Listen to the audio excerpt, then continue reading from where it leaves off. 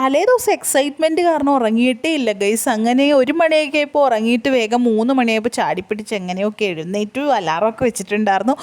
Alarm അടിച്ചപ്പോൾ തന്നെ ഞാൻ എഴുന്നേറ്റു. അല്ലെങ്കിൽ ഒരു 5-6 അലാറം അടിച്ച് ചിലത് ഓഫ് ചെയ്ത് കിടക്കാറാണ് പതിവ്. പക്ഷേ ഇന്ന് ട്രിപ്പ് ആയതുകൊണ്ട് അലാറത്തിൻ്റെ ആവശ്യമേ വന്നുള്ളൂ. അപ്പം 3:30 ആയപ്പോൾ എഴുന്നേറ്റ് ഒരു ചായയൊക്കെ കുടിച്ച് നേരെ അമ്മ ഫുഡൊക്കെ ഉണ്ടാക്കി വെച്ചിട്ടുണ്ടായിരുന്നു. അതൊക്കെ പാക്ക് ചെയ്യലാണ് എൻ്റെ ജോലി. ഉച്ചക്കത്തുള്ള ഫുഡ് നമ്മളായിട്ട് കൊണ്ടുവന്നത്. നമ്മളപ്പോൾ ചോറും മീൻകറിയും മുരിങ്ങാക്കോലൊക്കെയാണ് കറിയായിട്ട് കൊണ്ടുവന്നത്. പിന്നെ അമ്മ സ്നാക്കായിട്ട് അപ്പമൊക്കെ എടുത്തിട്ടുണ്ടായിരുന്നു. അപ്പോൾ ഇങ്ങനെ ഒരു കവറിലൊക്കെ ഇട്ട് പ്ലാസ്റ്റിക് കവറിലൊക്കെ ഇട്ട് സെറ്റാക്കിയാണ് ഞാൻ പാക്ക് ചെയ്തത്. പിന്നെ കറിയൊക്കെ കണ്ടെയ്നറിലൊക്കെ ആക്കി, ചോറും കണ്ടെയ്നറിലൊക്കെ ആക്കി. ഓരോ ആൾക്കാർക്കും ഓരോ ചോറായിരുന്നു. ഡിനുവിന് മാത്രം വലിയ പാത്രത്തിൽ എടുത്തു ഗൈസ്.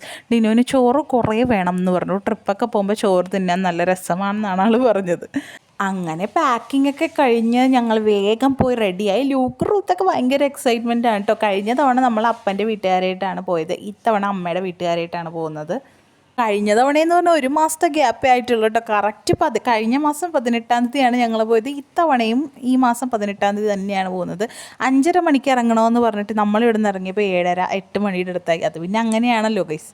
ഞങ്ങൾ പിന്നെ ട്രാവലർ വരാൻ വേണ്ടി കുറച്ചധികം നേരം വെയിറ്റ് ചെയ്ത് നിന്നു കേട്ടോ. എന്നിട്ടാണ് ട്രാവലറൊക്കെ വന്നത്. അപ്പോൾ റൂത്തുമോക്കയുടെ പ്രഹസനങ്ങളൊക്കെ ഇങ്ങനെ നടന്നുകൊണ്ടിരിക്കുകയാണ്. ആൾക്ക് ട്രിപ്പ് പോകുന്നതിനുള്ള ഒരു എക്സൈറ്റ്മെൻറ്റ് കൊണ്ട് ഗ്ലാസ്സൊക്കെ എടുത്ത് വെച്ചിട്ടുണ്ട്. എനിക്കാണെങ്കിൽ ഉണ്ടല്ലോ റൂത്തിനെ കണ്ടിട്ട് ചിരി സഹിക്കാനേ വയ്യായിരുന്നു. അവളുടെ ഈ വേഷം കെട്ടൊക്കെ കണ്ടിട്ട് നമ്മളെ എൻ്റർടൈൻമെൻറ്റ് ചെയ്യാൻ റൂത്ത് എന്തും ചെയ്യട്ടോ. അത്രയ്ക്ക് ആക്റ്റീവായിരിക്കും ട്രിപ്പൊക്കെ പോകുമ്പോൾ.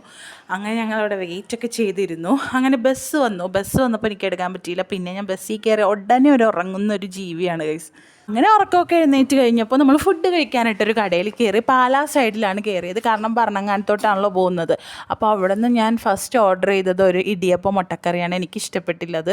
ഞാനത് മാറ്റി വെച്ചിട്ട് ഞാൻ നല്ല ദോശയും സാമ്പാറും കൂടി ഓർഡർ ചെയ്തു. അടിപൊളിയായിരുന്നു കേട്ടോ ദോശയും സാമ്പാറും. എനിക്ക് ഒത്തിരി ഇഷ്ടപ്പെട്ടു. ഒരു ചെറിയ കടയാണ്, പക്ഷെ നല്ല നീറ്റും ക്ലീനൊക്കെ ആയിരുന്നു. പിന്നെ അവിടെ ബാക്കിലൊക്കെ പാടം സംഭവങ്ങളൊക്കെ ഉണ്ട്. നല്ല എൻജോയ് ചെയ്തിരുന്നു. ഞങ്ങൾ ഫുഡൊക്കെ കഴിച്ചിട്ട് നേരെ ഭരണങ്ങാനത്തോട്ട് പോയി.